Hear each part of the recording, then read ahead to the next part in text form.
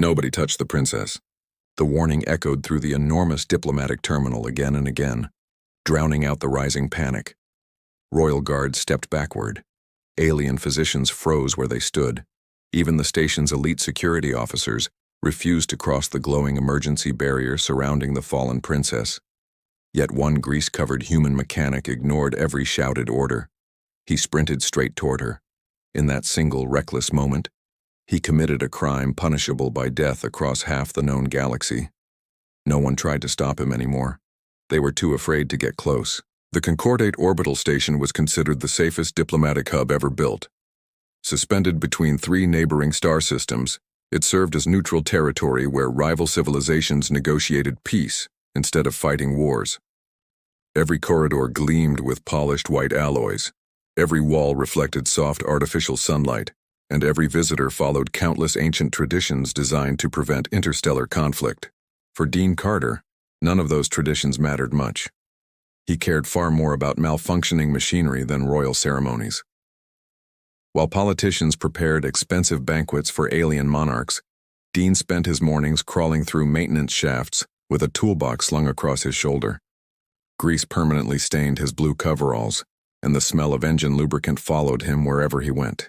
"Control," Dean spoke through his headset while tightening a valve inside the ventilation system. "Atmospheric filters are calibrated, but somebody ignored the pressure readings again. The southern intake is running 5% high." A familiar voice answered immediately. "Just patch it, Dean. The royal convoy arrives in less than 10 minutes. Dean sighed. "They always arrive when something breaks. That's because nothing important happens until politicians show up." Dean laughed quietly before securing the final bolt. Below the ventilation grate stretched the Grand Diplomatic Hall, an enormous chamber reserved only for emperors, queens, ambassadors, and rulers powerful enough to influence entire civilizations. Maintenance workers weren't even supposed to look inside. Dean looked anyway. The massive entrance doors slowly opened. An eerie silence settled over the chamber as dozens of towering alien figures entered in perfect formation. The Celestine royal family had arrived. Unlike humans, the Celestines looked almost sculpted rather than born. Their translucent silver skin shimmered beneath the station lights, revealing delicate rivers of glowing blue energy flowing beneath the surface. Long robes woven from crystalline fibers floated around their bodies as if gravity barely affected them. Everything about them appeared elegant, fragile, beautiful. Dean remembered reading the maintenance briefing earlier that morning. Celestines possessed an unusual biology. Their bodies contained almost no muscle by human standards. Instead, they relied on an intricate network of energy channels that regulated body temperature, internal pressure, and neural activity. A sudden temperature imbalance could trigger catastrophic organ failure within seconds. One careless accident could kill them. "They're basically walking crystal sculptures," Dean muttered. His supervisor chuckled through the radio. "Try not to insult the royal guests over an open frequency." Dean smirked. No promises. Leading the delegation walked King Alaric, his silver crown glowing faintly beneath the station lights. Beside him walked Princess Aurelia. She appeared younger than Dean expected. Curious blue eyes quietly observed everything around her instead of ignoring the crowd like most royalty. For a brief second, she glanced toward the ceiling, toward the ventilation shaft. Dean instinctively leaned back from the grate. "Great," he whispered. "Now I'm spying on princesses." Before anyone could continue speaking, every light inside the diplomatic hall flickered. Once. Twice. Then darkness swallowed the room for less than a second. When the lights returned, something felt wrong. Dean felt it before he understood it. The air pressure inside the ventilation shaft suddenly dropped. His ears popped painfully. Static electricity crawled across his skin. "What was that?" Dean asked sharply. Control didn't answer. Instead, loud bursts of interference filled his headset. Below, confusion spread among the diplomats. Several human officials stumbled backward. The royal guards immediately surrounded King Alaric. Then Princess Aurelia stopped moving. Her expression became strangely blank. Tiny cracks of blue light raced beneath her silver skin. Without making a sound, she collapsed onto the polished white floor. The impact echoed through the silent chamber like shattered glass. Alien physicians rushed toward her, activating glowing medical instruments that filled the air with flashing amber light. Nothing happened. One by one, their scanners began screaming warning alarms. Dean watched in horror as the princess's glowing blue veins faded. The brilliant silver color of her skin slowly turned dull gray. Thin layers of frost formed across her hands. One physician looked up in complete despair. "We're losing her." The emergency speakers activated instantly. Nobody touched the princess. Every guard stepped back. Every doctor hesitated. Dean tightened his grip on the ventilation grate above him. Something deep inside told him those medical devices weren't going to save her. Someone had to act. And before he could think twice, he kicked the maintenance grate loose and dropped toward the floor. Dean hit the polished floor hard enough to send a sharp crack echoing through the silent chamber. Before he could even straighten his back, a dozen energy pikes swung toward him. The Celestine guards formed a shining wall between the mechanic and their fallen princess, their glowing weapons humming with dangerous power. "Stay back," one of the human ambassadors shouted. Another voice followed immediately. "Don't touch her, it's forbidden." Dean barely heard them. His eyes were locked on the princess. She wasn't breathing. The beautiful silver glow beneath her translucent skin had almost disappeared, replaced by a lifeless gray that spread across her arms like frozen stone. Thin crystals of ice crept over her fingertips, and the air around her grew colder with every passing second. The alien physicians surrounded her, desperately waving elegant medical devices over her body. Rings of amber light rippled across her chest before fading without effect. One physician lowered his scanner, his long fingers trembling. "Her thermal matrix has collapsed." Another shook his head in disbelief. "We are losing synchronization." Dean had spent years repairing life support systems across the station. He wasn't a doctor, but failing machines always sounded the same, no matter who built them. Every scanner around the princess screamed the same warning. System failure, complete shutdown. "They're too late," Dean muttered. One of the royal guards stepped toward him, lowering an electrified spear across his chest. "You will not approach the sovereign blood." Dean glanced at the weapon, then back at the princess. "If nobody does anything," he said quietly, "she's going to die." The guard tightened his grip. "It is forbidden." Dean sighed. "Yeah, I noticed." Without another word, he shoved the spear aside. The surprised guard stumbled backward as Dean pushed through the royal circle. Several guards reached for him, but the sudden movement caught them off balance. Human muscles were built differently. Where the Celestines relied on graceful precision, Dean relied on pure weight and momentum. A shoulder check from a 200-pound mechanic was enough to scatter the nearest guards across the polished floor. Gasps erupted throughout the chamber. He assaulted the royal guard. "Stop him! He'll kill her!" Dean ignored every voice. Dropping to one knee beside the princess, he finally saw how serious her condition had become. Tiny fractures of pale light spread beneath her skin. Her lips had turned almost white. The cold radiating from her body felt unnatural, like standing beside an open airlock leading into deep space. One frightened physician grabbed Dean's arm. "You cannot touch her." Dean pulled free. "Then tell me how you're planning to save her." The physician had no answer. Silence was answer enough. Dean slowly removed his thick maintenance gloves and tossed them across the marble floor. Several aliens recoiled in horror. Even the human ambassador looked pale. "No." The ambassador shook his head. "Dean, don't. Humans carry unstable thermal energy. If your skin contacts hers..." Dean cut him off. "I know one thing." He looked down at the unconscious princess. "Cold things need heat." Taking a slow breath, he placed both bare hands gently against her shoulders. Instantly, agony shot through his body. Dean sucked in a sharp breath. It felt as though he had plunged both arms into liquid ice. The freezing pain raced through every nerve, locking his muscles in place. His fingertips became numb within seconds. "What the..." His teeth clenched. Every instinct screamed at him to pull away. Instead, he pressed harder. His heart pounded violently inside his chest. Adrenaline surged through his bloodstream. His breathing grew faster. Heat flooded every muscle as his body desperately fought the overwhelming cold. Then something impossible happened.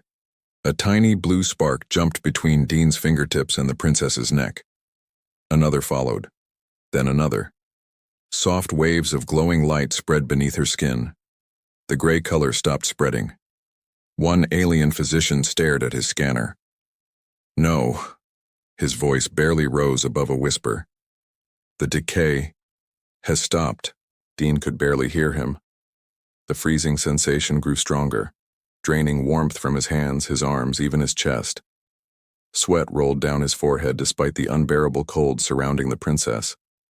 It felt as though she was drawing every ounce of heat from his body. Suddenly, her back arched. A sharp gasp escaped her lips. The entire chamber froze. Blue light exploded through the delicate veins beneath her silver skin, spreading outward from the exact spots where Dean's hands rested. One heartbeat. Then another. Her chest rose again. The medical scanners that had screamed moments earlier suddenly fell silent. Their warning lights disappeared one by one. Princess Aurelia slowly opened her glowing blue eyes. For several long seconds she stared directly into Dean's exhausted face. Neither of them spoke. Then, without warning, her icy fingers wrapped tightly around his wrists. Dean felt another powerful surge of energy rush between them. Behind him, one stunned physician whispered words that echoed through the silent hall. Impossible. She is alive. Princess Aurelia's grip tightened around Dean's wrists with surprising strength. Her hands were still icy, but the lifeless gray that had covered her skin was fading quickly. Thin streams of brilliant blue light flowed beneath the surface like rivers waking after a long winter. Every second she held on to him, the glow became stronger. Dean, however, felt exactly the opposite. His knees weakened. A wave of dizziness washed over him. It was as if someone had opened a drain inside his body, steadily pulling away his warmth. "You can let go now," Dean said with a tired smile. The princess blinked several times, struggling to focus. She looked down at her own hands wrapped around his wrists and immediately released them. "I'm sorry." Her translator carried a soft, melodic tone unlike any human voice Dean had ever heard. Before he could answer, the chief physician nearly shoved him aside, his crystal scanner hovering over the princess from every angle. "This cannot be possible." The device projected dozens of glowing symbols into the air. Another physician rushed over, carrying a larger diagnostic unit. Within seconds, both scanners displayed identical readings. The physicians stared at one another in complete disbelief. "Her thermal collapse has reversed. No internal fractures. Energy circulation restored." "But how?" Dean slowly pushed himself to his feet. "I was hoping one of you would explain that." Neither physician answered. Instead, they both looked at Dean as though he had broken the laws of biology itself. Around the chamber, the royal guards remained frozen in place. Only moments earlier they had been ready to strike him down. Now none of them seemed willing to move. King Alaric finally stepped through the silent crowd. His tall figure stopped only a few feet from Dean. For a long moment, the king simply looked from his daughter to the exhausted mechanic. "You ignored every command given." Dean nodded. "Looks that way. You crossed the sacred boundary." "I guess I did." "You placed your bare hands upon sovereign blood." Dean scratched the back of his neck. "She wasn't exactly giving me many options." To everyone's surprise, the king didn't sound angry. He sounded confused. "My physicians have studied our people for centuries." He glanced toward the medical team. "They have never witnessed anything like this." One physician slowly lowered his scanner. "My sovereign." He swallowed before continuing. "The human did more than restore her temperature." The king frowned. "What do you mean?" The physician enlarged several glowing diagrams above the scanner. Every line of blue energy inside the princess's body pulsed in perfect rhythm. The foreign bioelectric pattern remains active. Another physician expanded the image further. "It has not faded." Dean folded his arms. "So, what exactly does that mean?" No one answered immediately. The oldest physician slowly approached him, studying him with open fascination. "What is your occupation?" "I'm a maintenance mechanic." "No." The physician shook his head. "I meant biologically." Dean raised an eyebrow. "Biologically?" "Yes. What kind of organism produces this level of continuous thermal energy?" Dean couldn't help laughing. "I'm just human." The physician stared blankly. "Impossible." One of the scanners suddenly emitted a sharp warning tone. Everyone turned. Princess Aurelia quietly lifted herself into a sitting position. Instead of appearing weak, the color in her face looked healthier than before. She took one deep breath, then another. Blue light shimmered gently across her shoulders. The physicians immediately surrounded her. "Your Highness, do you feel pain?" She slowly shook her head. "No." "Dizziness?" "No." "Cold?" Aurelia hesitated. Then she looked directly at Dean. "Only when he steps away." The room became silent again. Dean frowned. "What?" One physician cautiously motioned toward him. "Please, walk backward." Dean looked around. "Seriously?" "Please." Shrugging, he took one step backward. Nothing happened. Another step. Still nothing. On the third step, Aurelia suddenly inhaled sharply. The glowing veins beneath her skin dimmed ever so slightly. "Stop." The physician raised both hands. Dean immediately froze. Within seconds, the blue light returned. Every scanner inside the room erupted with alerts. The physicians checked their readings repeatedly. One whispered quietly, "The connection is real. It strengthens with proximity. It weakens with distance." Dean looked completely lost. "Somebody mind explaining what you're talking about?" The oldest physician slowly faced the king. "My sovereign," he spoke carefully. "The human's bioelectric field has fused with the princess's damaged energy network." King Alaric's expression darkened. "Can it be separated?" The physician lowered his head. "Not immediately." "How long?" "We do not know." The king's eyes returned to Dean. For the first time, they carried neither fear nor anger, only calculation. At that exact moment, a station security officer burst through the diplomatic doors. He was breathing hard. "Your Majesty, the investigation has confirmed sabotage. The energy pulse was not an accident. The assassination attempt was planned." Every guard instantly raised their weapons. The officer continued. "We've also identified the target." Dean looked toward the king. "I've got a bad feeling about this." The officer nodded grimly. "The attackers failed to kill the princess. So now, they'll come after the human who saved her."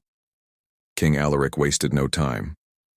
"The station is no longer secure," he declared, his voice echoing through the silent, diplomatic hall. "Prepare my daughter's transport immediately." Royal guards sprang into motion. Within seconds, shimmering defensive shields surrounded Princess Aurelia, while physicians carefully helped her onto a floating medical platform. Dean rubbed the back of his neck. "So, am I free to go now?" Nobody answered. Instead, every pair of glowing alien eyes turned toward him. The oldest physician stepped forward carrying his scanner once more. "Human." Dean sighed. "It's Dean." "Dean." The physician nodded respectfully. "You must remain close to the princess." Dean frowned. "I've got a maintenance shift in 20 minutes. The physician looked genuinely confused. "What is maintenance?" "You know." Dean pointed toward the ceiling. "Broken pipes, leaking air filters, machines that stop working because someone important ignored my inspection report." The physician blinked twice. King Alaric interrupted. "Your duties have changed." Dean crossed his arms. "I don't remember applying for a promotion." "You did not." The king answered calmly. "You earned one." Before Dean could respond, Princess Aurelia slowly stepped off the medical platform. The physicians protested immediately. "Your Highness, you must continue resting." She ignored them. Her glowing blue eyes remained fixed on Dean as she cautiously took several small steps toward him. Everyone watched, nervously. She stopped only an arm's length away. "I wish to understand." Dean looked puzzled. "Understand what?" She studied his face for several quiet seconds. "When you touched me, I heard something." Dean scratched his beard. "My heartbeat?" She slowly nodded. "It was loud. So loud. It felt—" She searched for the correct translated word. "Safe." Dean smiled awkwardly. "That's probably because I was panicking." Several guards exchanged confused looks. The princess tilted her head. "You feared for me?" Dean shrugged. "I didn't exactly want somebody dying in front of me." "You did not know me?" "No. You still chose to help." "Yeah." A gentle smile appeared across Aurelia's face. "I do not understand humans." Dean chuckled. "Honestly, neither do we." For the first time since the attack, several human officers quietly laughed. Even a few royal guards looked less tense. The moment lasted only seconds. A sharp alarm suddenly blared throughout the diplomatic hall.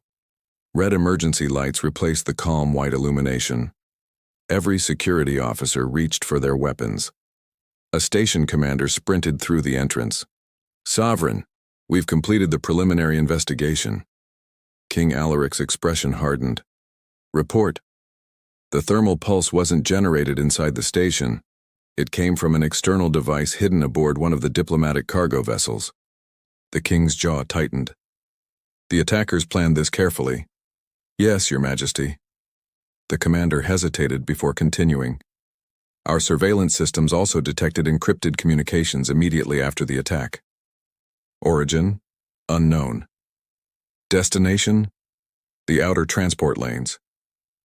Dean quietly listened. The commander took a slow breath. "We intercepted only one complete sentence." "What did it say?" the king demanded. The officer looked directly at Dean. "The princess survived. Eliminate the human before extraction." Dean blinked. "Wait." He pointed toward himself. "Me?" The commander nodded. "We believe whoever organized today's attack now considers you the primary obstacle." Dean let out a long sigh. "I fixed one princess." He looked toward the ceiling. "And somehow became everyone's problem. No one laughed this time." King Alaric stepped closer until he stood directly before Dean. "The assassins failed. They will not fail twice."